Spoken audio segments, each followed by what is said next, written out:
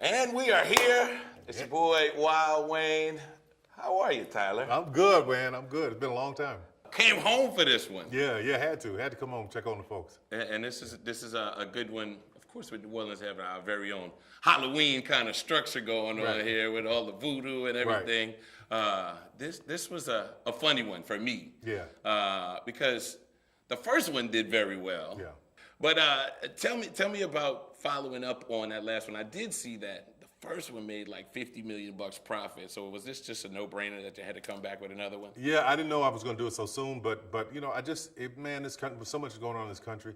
And last year, the timing was right. So many people needed to laugh. I feel like it's the same way this year. People just need to laugh. And you can lose yourself for 100 minutes on watching a silly movie and just laugh till you can't laugh no more. And your timing could not have been better with everything going on right now.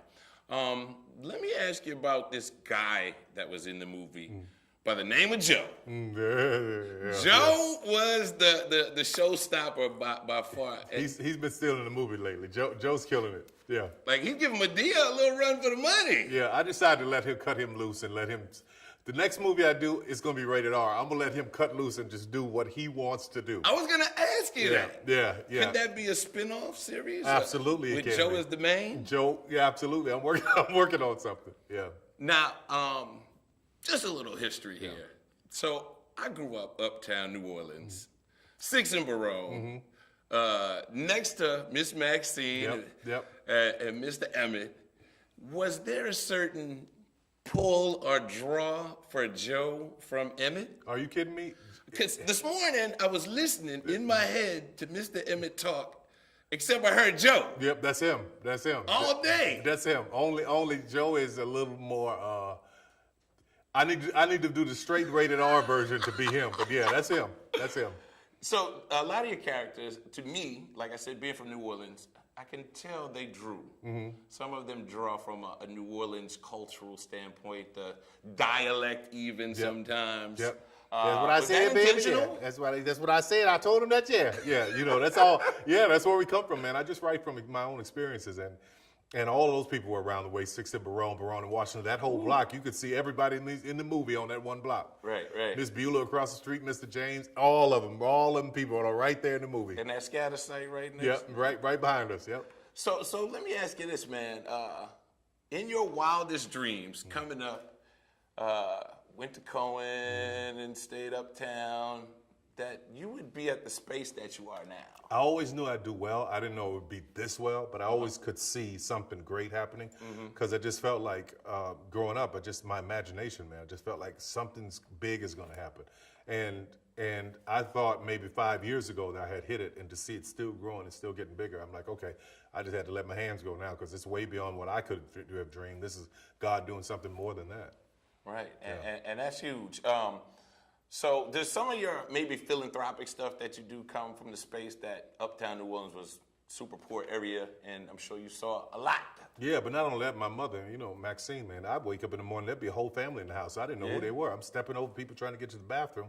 She had that kind of heart. She'd just open the door to people. She wouldn't give them no money, but she would definitely let them come spend the night if they were on hard times. So I think I definitely have a heart when it comes to compassion for people. And I have to co-sign that because I was a poor, broke college student around that time.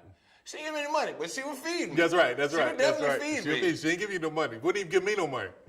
She ain't give you no money. Bitch, get your ass somewhere and sit down. I ain't give you no money. But you want something to eat, it's in there in the kitchen. Right. Yeah. And I'm going to draw back a little bit, too. I remember, like, she would always tell me, she called you Junior. Junior, that's right, Junior. Junior's going to make it big. And I used to be like, who is Junior? Because I would never see you. Right. I would see your little brother. Yeah. Obviously your father. And I would never see you. And then your first big play that really made it big, a packed house, multiple shows at the Sanger. I happened to sit front row, and she came and stood in front of me, almost like, this is Junior, you know what I'm saying? Right? And that was just always one of my memorable moments about Miss Maxine, and the fact that she always looked out for us. But now, fast forward to 2017 and going into a new year, what is next for you? I mean, you've achieved so much already. Not only locally, nationally, globally. What more is there for you? I just want to be a good father, man. Okay. Just want to be the best father I can, trying to show this little boy the right way, make sure he grows up and be a responsible human being, know that he's loved and cared for, and hopefully he goes out there and changes the world too in a wonderful way. So that's what my priority is right now. And I see that in a lot of the movies and the TV shows, thematically, there's that saving grace or that great storyline at the end that kind of sways from maybe some of the stuff earlier that's just laughs. Right. In the end, there's a lesson. Yeah, sure. Just there's something for us to grab onto, Again, a big, silly fun, but the little message that we can grab onto, and hopefully it resonates with some people. Okay. I had a conversation yesterday with a friend of mine. Do you have a new deal in the works? With Viacom, yeah. Okay. Yeah. Just signed a deal with Viacom. So I'll be doing 90 episodes of television a year for the network. So we're pretty excited about that. That's huge. Yeah. That's huge. Yeah. Have you started work on it, or is that not starting for a period of time? My own deal ends in about 18 months, and then I'll start there. But I have started trying to figure out what I'm doing, getting my ideas together, and so on and so forth. Okay. Yeah. Any other initiative maybe you got in the works for New Orleans actors or New Orleans in general?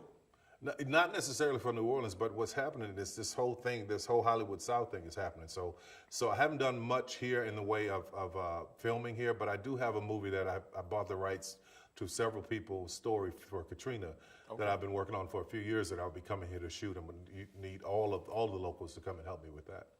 Yeah. Okay, where do I sign up? Yeah, I got you, Wayne. I got you, Wayne. Hey, man, well, I appreciate the time with you. Tyler Perry's Boo2, the Madea Halloween. It's about to drop. Big laughs, especially in times like this right now when everybody's on edge about so many different things. That's This is, like you said, 110, 120 minutes of laugh, nonstop. You're going to go out, you might pee on yourself or something before it's all said and done. But it's all good. Thanks for having me. Thanks, Wayne. Appreciate it, man.